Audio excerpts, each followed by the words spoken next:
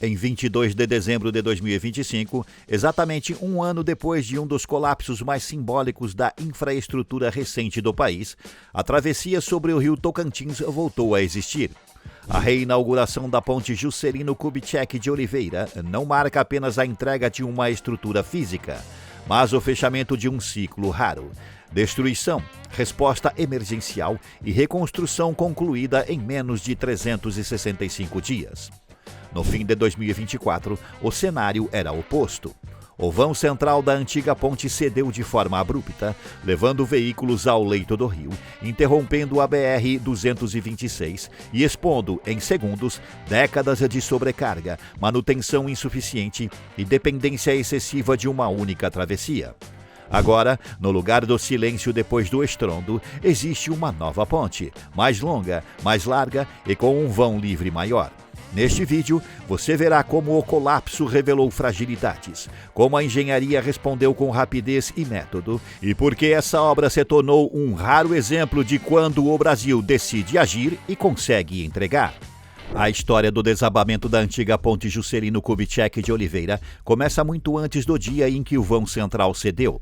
Inaugurada em 1961, em um Brasil que ainda apostava na rodovia como instrumento de integração territorial, a ponte foi projetada para uma realidade de tráfego, peso e frequência que deixou de existir poucas décadas depois. O que nasceu como símbolo de ligação entre Maranhão e Tocantins passou a operar, ao longo do tempo, como um gargalo silencioso, absorvendo cargas cada vez mais pesadas, fluxos contínuos e uma pressão estrutural que se acumulava ano após ano. Durante décadas, a ponte funcionou como a única travessia rodoviária direta naquele ponto do rio Tocantins, concentrando sobre si caminhões de longa distância, ônibus interestaduais, veículos leves e o cotidiano das cidades nas duas margens. O entorno mudou, o eixo produtivo se intensificou, o peso médio dos veículos cresceu, mas a estrutura permaneceu praticamente a mesma. Relatórios técnicos passaram a apontar sinais de fadiga, fissuras no concreto, armaduras expostas e problemas em apoios, enquadrando a ponte em níveis crescentes de atenção. Houve intervenções pontuais e reparos ao longo dos anos, inclusive na década recente, mas sempre como resposta localizada, nunca como uma solução estrutural capaz de redefinir o papel daquela travessia. Esse acúmulo de decisões adiadas criou um cenário típico de infraestrutura envelhecida. A ponte continuava em uso porque ainda estava de pé, mas já não tinha margem de segurança compatível com a função que exercia. A rotina intensa mascarava o risco até o momento em que ele deixou de ser estatística e virou ruptura. Em 22 de dezembro de 2024, o vão central colapsou com veículos sobre a estrutura, lançando caminhões, carros e motos ao leito do rio. Entre eles, 2 carretas transportavam cargas perigosas, o que transformou o acidente estrutural em alerta ambiental imediato e ampliou o impacto para além da engenharia. O colapso escancarou não apenas a falha física da ponte, mas uma falha de gestão recorrente. A dependência de estruturas críticas mantidas além do limite, em corredores onde não existe redundância. Em poucas horas, a BR-226 foi interrompida, o tráfego interregional ficou dependente de soluções improvisadas e 2 regiões inteiras passaram a sentir, no dia a dia, o custo real da negligência acumulada. A reconstrução da ponte foi conduzida como uma obra em que cada decisão técnica precisava reduzir risco, ganhar tempo e aumentar a confiabilidade estrutural no longo prazo. Desde o início, ficou claro que não se tratava apenas de repor uma travessia, mas de redefinir completamente o padrão de engenharia daquele ponto da BR-226. Por isso, o projeto partiu de um princípio central: eliminar pilares no canal principal do rio Tocantins e concentrar os esforços em um vão central mais longo, capaz de suportar cargas elevadas com maior redundância estrutural e menor interferência hidráulica. O ponto de partida real da obra não foi o lançamento de concreto, mas a redefinição completa do sistema estrutural. A antiga ponte possuía pilares posicionados de forma mais intrusiva no canal e um vão central menor, o que ampliava esforços concentrados e exigia maior atenção à integridade de apoios e aparelhos de apoio ao longo do tempo. Na nova ponte, optou-se por um vão livre de 150 metros, eliminando pilares no trecho principal do rio e reduzindo tanto o impacto hidráulico quanto os riscos associados à erosão, à colisão de embarcações e à dificuldade de inspeção submersa. Enquanto isso, as fundações refletiram esse novo patamar de exigência, executadas em ambiente fluvial ativo. Com variações constantes de nível e correnteza significativa, elas demandaram escavações submersas controladas e concretagem sob água, utilizando técnicas que garantem integridade do concreto, mesmo em condições adversas. Cada fundação foi dimensionada para suportar não apenas cargas verticais elevadas, mas também esforços horizontais, ações dinâmicas do tráfego pesado e efeitos de longo prazo associados à fluência e retração do concreto. O posicionamento preciso dos blocos de coroamento foi crítico, porque qualquer desvio geométrico nessa etapa se ampliaria ao longo dos pilares e comprometeria o comportamento do tabuleiro em balanço sucessivo.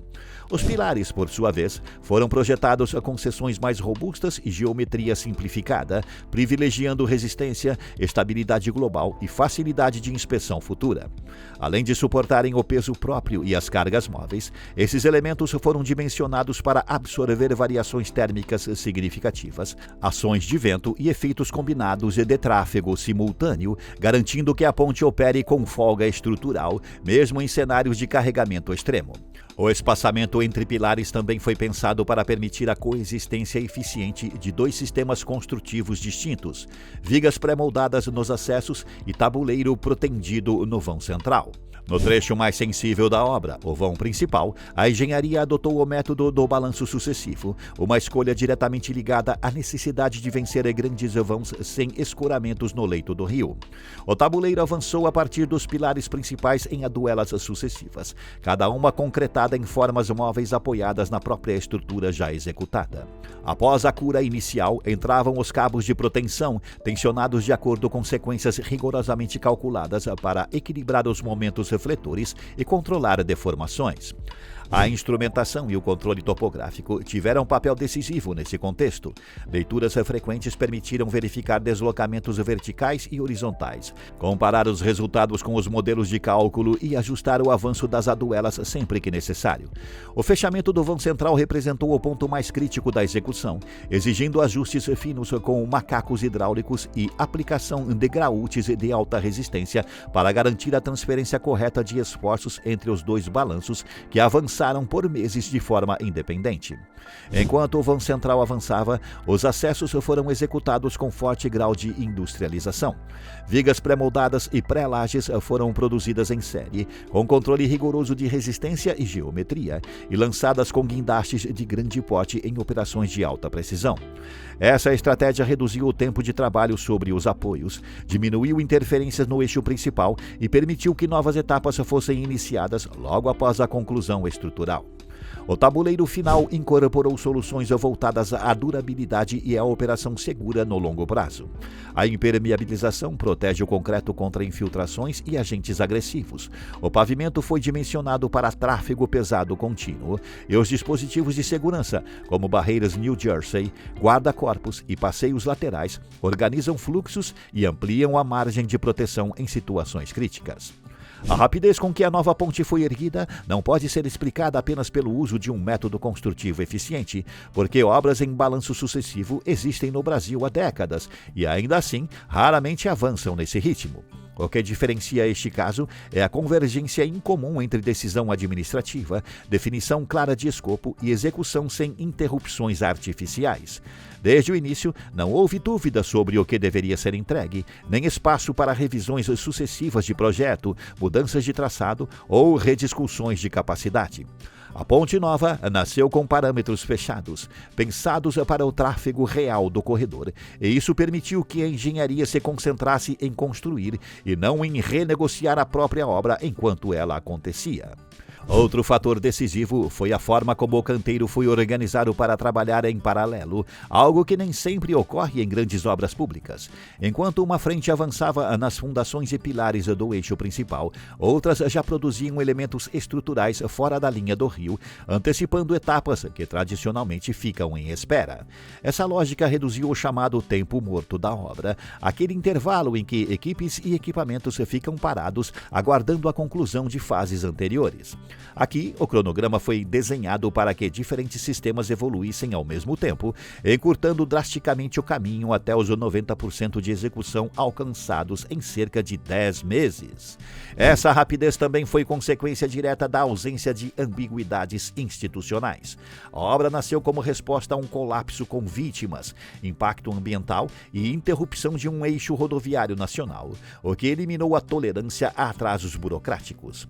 Licenciamento, desapropriações e interferências foram tratados como condicionantes a serem resolvidas junto com a obra e não como justificativas para paralisá-la. Esse ambiente de urgência criou um raro alinhamento entre governo, projetistas, construtores e fiscalização, em que o objetivo comum era restabelecer a travessia no menor tempo possível, sem abrir mão de segurança estrutural. É nesse ponto que o caso da Ponte JK se distancia de tantas outras pontes e obras viárias brasileiras que permanecem anos no papel ou avançam em ritmo errático. Em muitos projetos, a falta de urgência transforma o cronograma em algo elástico, sujeito a revisões constantes, contingenciamentos orçamentários e disputas administrativas que fragmentam a execução. Aqui, o calendário foi imposto pelos fatos, não por conveniência política. O colapso criou um custo diário visível para a população, para o transporte de cargas e para as cidades do entorno, e esse custo funcionou como motor de decisão contínua.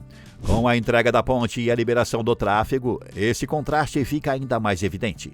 O que durante quase um ano funcionou por meio de balsas, filas e janelas de travessia, voltou a operar como estrada, com fluxo contínuo e previsibilidade. O tráfego pesado retomou a travessia sem depender de embarque, desembarque ou restrições climáticas.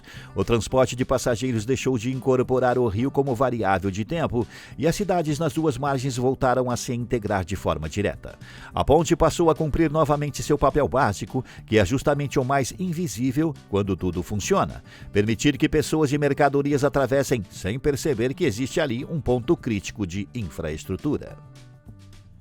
Atualmente, a nova ponte Juscelino Kubitschek de Oliveira opera em condição plena, com tráfego liberado desde 22 de dezembro de 2025 e funcionamento contínuo ao longo do dia, sem qualquer dependência do sistema provisório de balsas que marcou o período pós-colapso.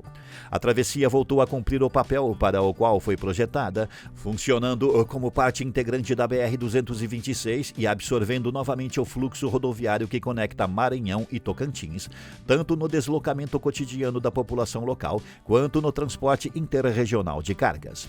O impacto mais imediato é perceptível na fluidez. O que antes exigia filas, horários de embarque, limitações por vento, nível do rio e disponibilidade de embarcações, agora acontecem de forma direta, com veículos leves e pesados cruzando o rio Tocantins como em qualquer outro trecho contínuo de rodovia federal. Caminhões deixaram de acumular horas de espera, o transporte de passageiros voltou a operar com horários previsíveis e o custo logístico associado à travessia foi reduzido de maneira estrutural, não paliativa. O tráfego pesado, que durante o período das balsas precisou ser racionado e organizado em janelas específicas, voltou a circular sem restrições operacionais, o que tende a normalizar volumes históricos do corredor e reduzir gargalos que se espalhavam para dezenas de quilômetros de acesso. Para as cidades de Estreito e Aguiarnópolis, a ponte restabelece uma dinâmica urbana básica, devolvendo a integração diária entre as duas margens e reduzindo o impacto indireto sobre comércio, serviços e deslocamentos essenciais. Mas e você? O que você acha da ponte JK ter sido reconstruída em tempo recorde e já estar operando plenamente depois de um colapso tão grave? Comente! Este é o canal Urbana. Deixe seu like, inscreva-se e assista a um vídeo anterior.